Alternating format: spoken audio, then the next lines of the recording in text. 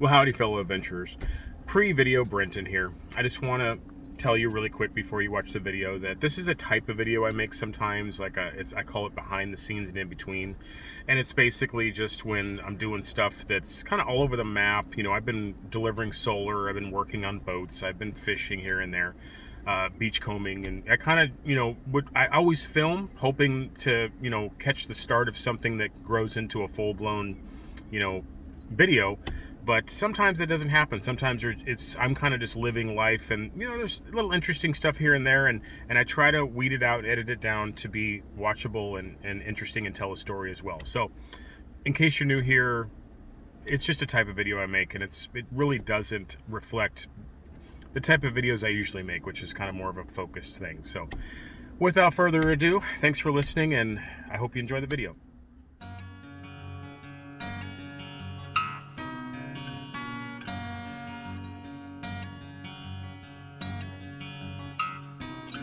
Well, howdy guys and gals, backwaters and backroads here, obviously. So Wavey and I are going fishing in a little inland lake. It's actually not so little. It's a dammed up river on the Sturgeon River. It's called Prickett Lake, Prickett Dam. And I've had good luck there in the past, catching panfish, bass. I've even caught a walleye or two there. I think that has just about everything. So the lake was really rough today. We went out to the mouth and pretty much just turned right back around. It wasn't going to be any fun. So we want to do some fishing, and we want to get some meat on the menu. So some fish on the menu, I should say. Fish is meat, right? So anyways, come along. Let's see if we can catch some fish, and I'll try to make it entertaining. Stay tuned.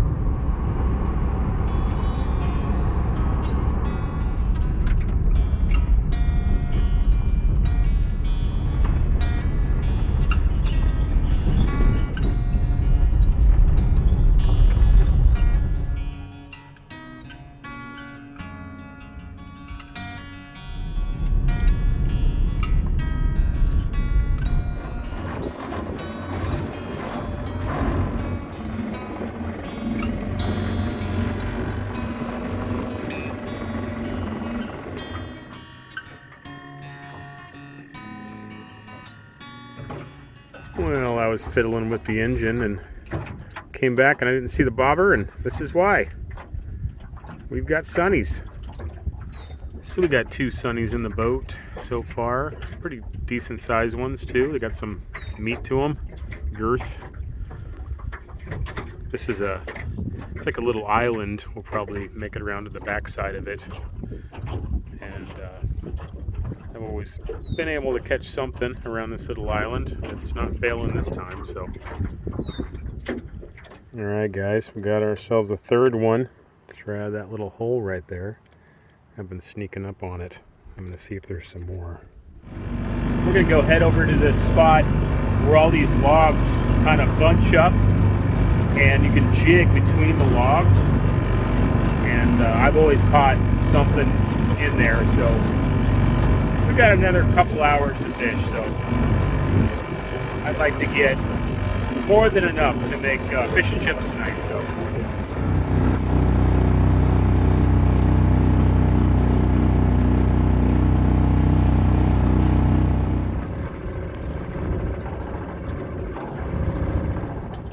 Well, we weren't catching anything in that log jam over there, so I didn't want to take the time to figure it out, and the wind was blowing the wrong direction anyway, so tied up to this tree back on the island, and I've got a worm out. See if we can catch some more of those sunnies.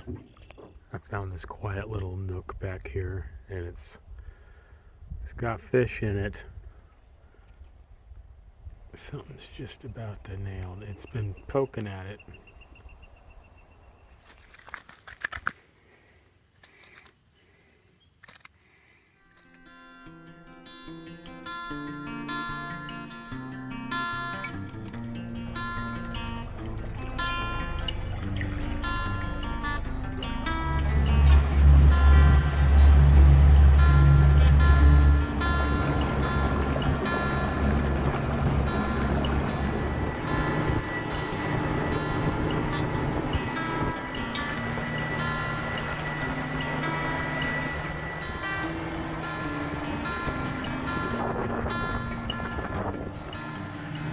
Well, good morning, guys and gals. Backwaters and backroads here, obviously.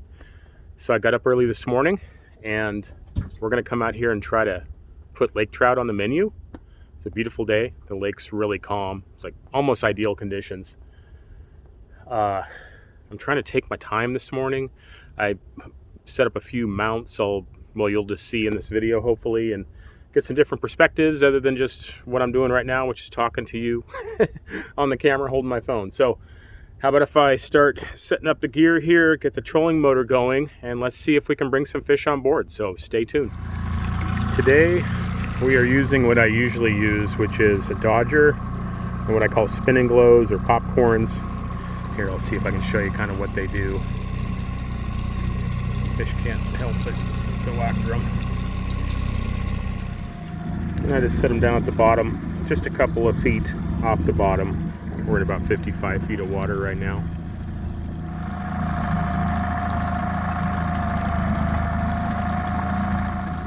I'm gonna try this mount out, guys. I got it at a thrift store for $2, so we'll see if it works.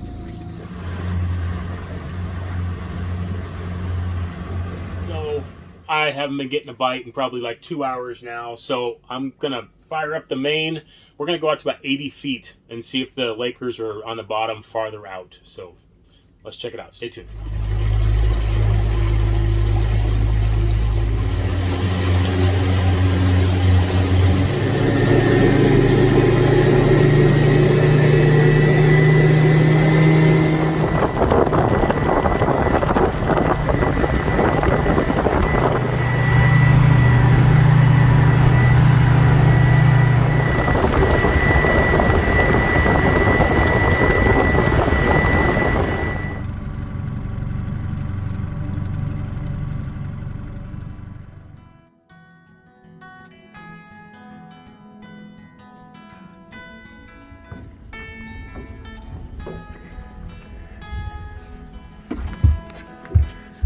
Wavy gravy. You want to go have a beach day?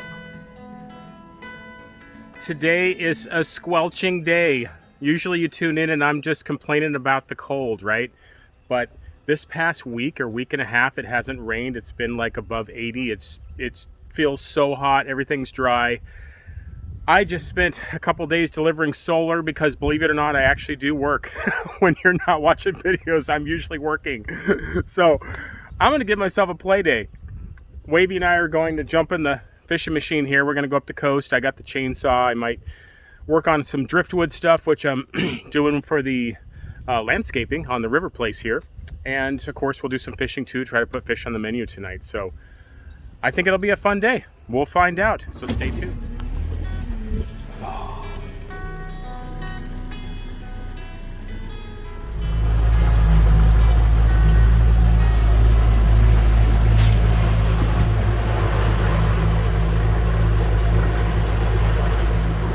Here's a beach that we bypassed the last time we came out here, so I'm going to pull up into it.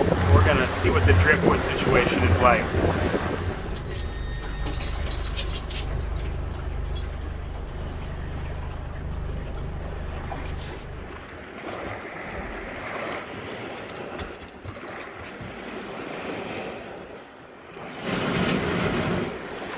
Come on, Beagle.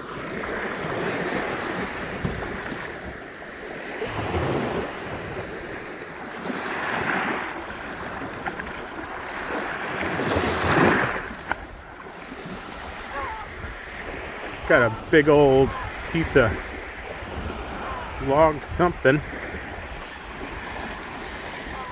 Big old beam. Usually you can tell there's those fittings there. That one's been floating around Lake Superior for a long time. And Wavy screaming. Got a bunch of driftwood here to look at. And rocks too, flat rocks.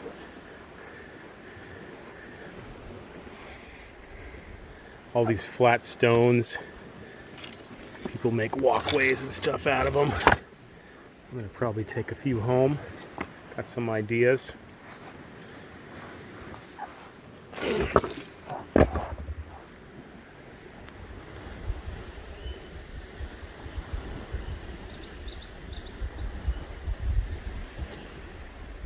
Looks like something should be living underneath them.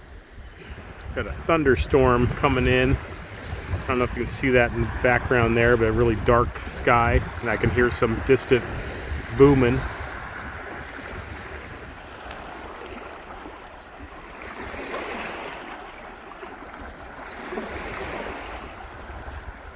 Here's someone that likes driftwood as much as I do.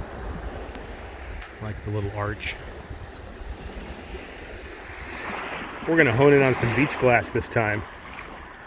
Already found a couple pieces.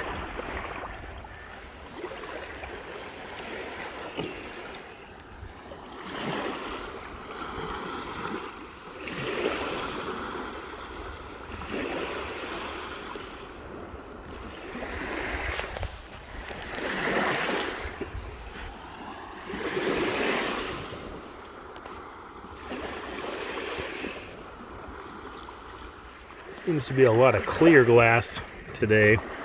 That's probably the most common, is clear. Probably the rarest to be blue and then green. That thunderstorm's announcing itself. Let's see if I can hone in on it a little bit. I think we're gonna get dumped on before this adventure's done.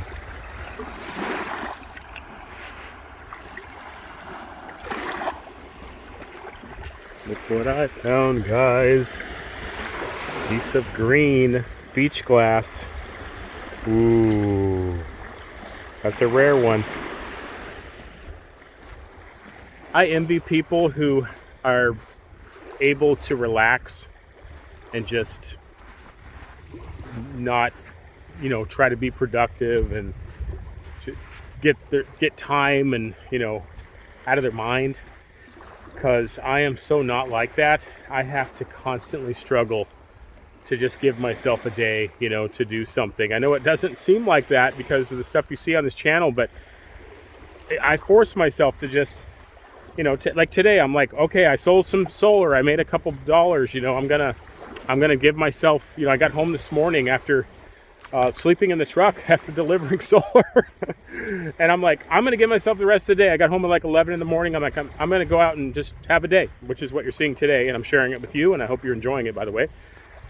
And it's a constant struggle. Like, I find myself just going, well, I'm gonna find some rock. I'm gonna find some driftwoods for landscaping on the house. It's like everything. It's like sometimes I just try. I need to try, and I am trying to just sometimes just have a day without any sort of productivity and agenda. And you know, we live in a really work ethic society in a lot of ways. Well, some of us do. Some people don't do a damn thing. You know, it's kind of a paradox. You know, but yeah, I am constantly driven that I think every waking moment needs to somehow, you know, produce something, some gain, some move forward. And I'm just sharing this with you now, guys, while I'm out here on the beach. This is the kind of stuff I wrestle with in my mind even while out in paradise. So my job right now, find a little beach glass, find a little driftwood.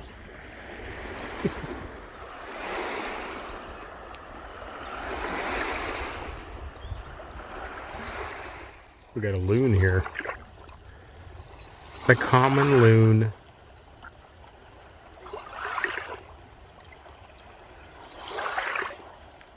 Well, we walked the entire length of this beach from end to end, as far as you can go before it turns to rock and cliff. So heading back to the boat, and I see this thunderstorm coming in. Wonder what's going to happen.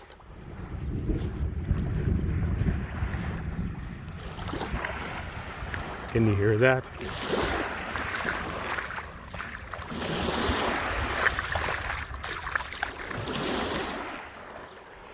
You know that feeling when rain's coming in and you start asking yourself, did I roll the windows up in my truck? That's what I'm thinking right now. I might have some wet seats when I get home. Okay, the little squall's hitting right now. You guys can I don't even know if you can hear me. It's so windy. The front, can you see the waves there across the surface of the water?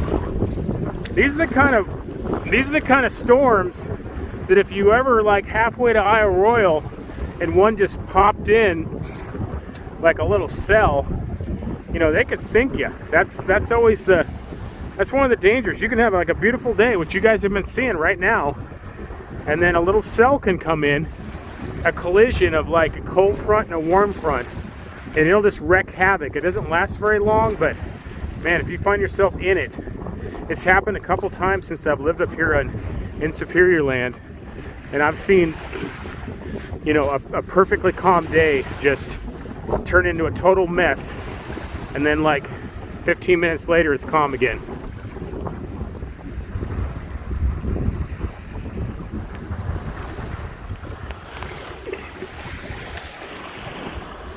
The thunderstorm has arrived.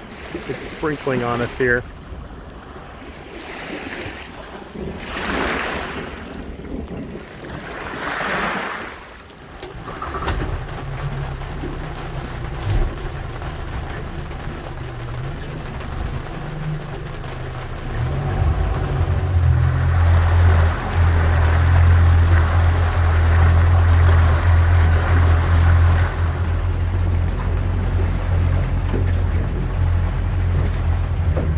Head out to about 30 to 40 feet of water and try some fishing. I'm looking at the temperature, surface temperature, and I'm trying to guess. Lake trout like low 40s, 42, 43, 44, and they'll, you know, adjust their depth for that, and they like to be on the bottom. I'm so glad I got this new canvas. It's like being in a new tent in here.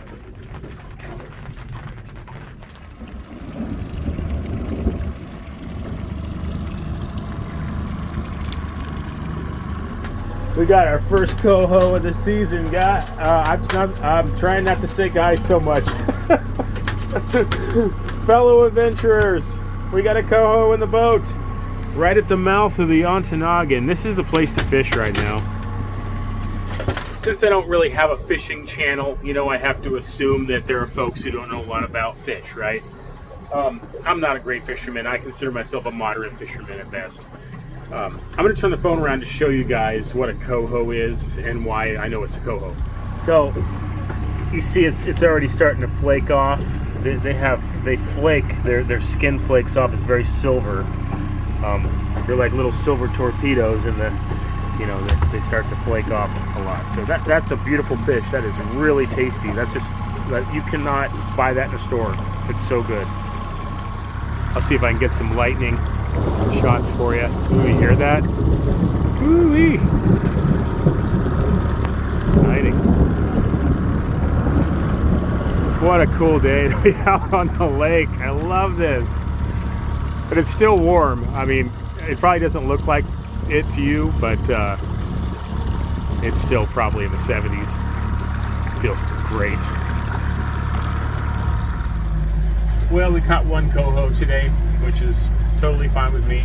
That's enough for dinner, and that's about the tastiest fish you can catch in Lake Superior, in my opinion. Maybe a walleye would be another, but they're usually a river fish. So yeah, we're gonna head back to the house, and I'm going to fillet it out and cook it. So stay tuned. Bonus part of the video.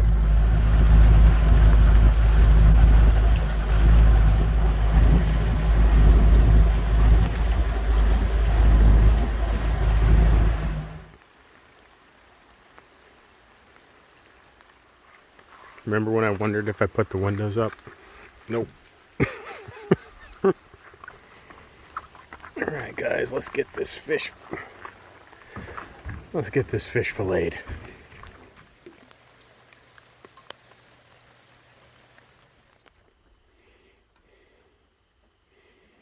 Alright, so the barge is still on the trailer here. I'm gonna work on it. I've got to do a couple more things to it before I put it in the water. They're just easier to do when it's on a trailer. And before I start cooking here, I'm gonna show you something. So I delivered 20 solar panels out in eastern UP last night, and the guy lives on a farm, and he gave me a gallon of homemade maple syrup. It's amazing. I bet you that would be $60 to buy it in the store. and I just finally popped the cap and tasted it, and it's fantastic. While the fish is cooking, let me show you this. This is the beach glass that I found today. So I found two pieces of green, which is fairly uncommon. If you think about it, there's not a lot of green glass out there, right? And there's even less blue glass.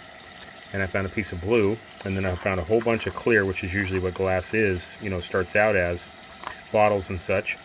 So there's my collection for today. Really, it probably didn't even take that long. There's probably a lot more out there too. So you see how orange the coho meat is? It's just, they're like the candy of the fish world. They taste so good. It just melts in your mouth.